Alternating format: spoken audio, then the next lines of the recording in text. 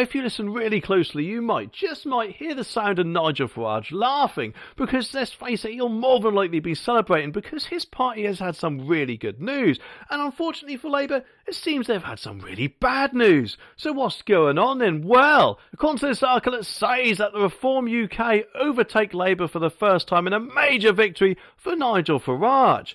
But why could that be? Could it be because that Labour have been, let's face it, peeing us all off ever since they came into power back in July?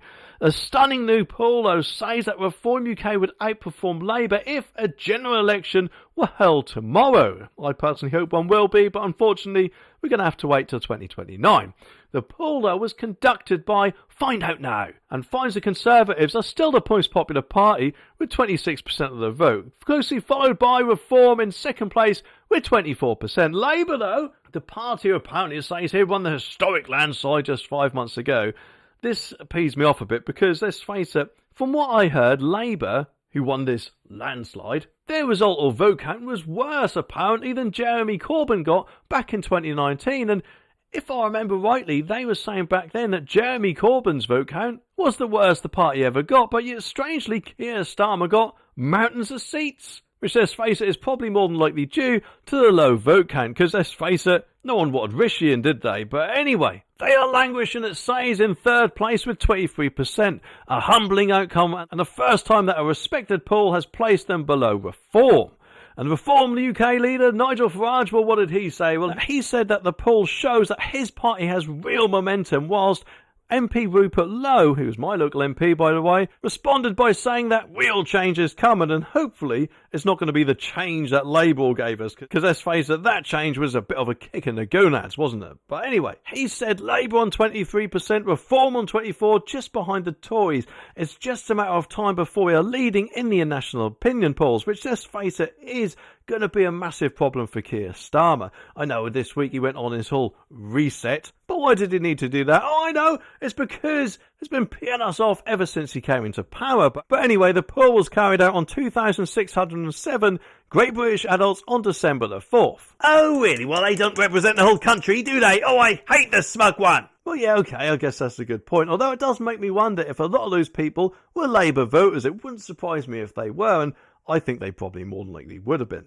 But anyway, it comes in a week where Reform has been rumoured to be in line for a mammoth £100 million donation from Elon Musk to transform their electoral prospects. Well, that'd just be brilliant, wouldn't it? Especially as, let's face it, Elon Musk did play a bit of a helping hand in Donald Trump's campaign, didn't he? And I think that's brilliant. That'll hopefully be helping Nigel Farage. And let's face it, that'll be the best thing for all of us, wouldn't it? But anyway, in this year's general election, the newly formed party won 401 million votes, resulting in just 5 parliamentary seats.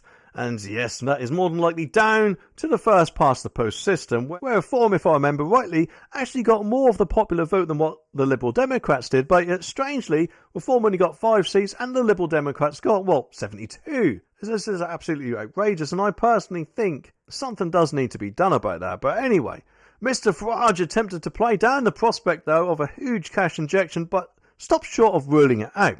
Speaking on the BBC Radio 4 programme, Mr. Farage said the rumours were complete news to me. Well, hopefully Nigel will give Elon Musk a little telephone call and find out.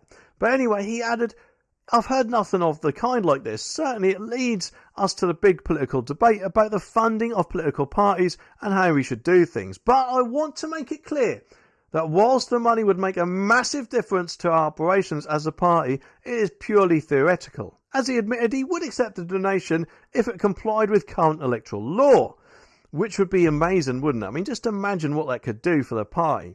The poll provides Labour with another headache, which is more good news for us, it seems, in a week where the Prime Minister has lost his first cabinet member and has been forced into launching a reset, which, I don't know about you, but unfortunately I think is going to cost us more money at the end of it. But anyway, to delve a little bit deeper into this, Tyrone Summer, I think that says, from Find Out More, explained why Labour's vote share was a third of what they achieved in July.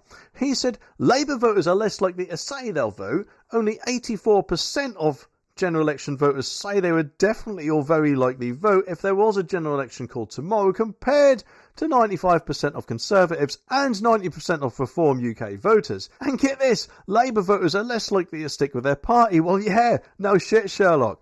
Of those who say they're planning to vote and give a valid vote choice, only 69% of 2024 general election voters say they'll vote Labour again, compared to 82% of the Conservatives and a whopping 90% of Reform UK voters. And this surely would be even more good news for Nigel Farage.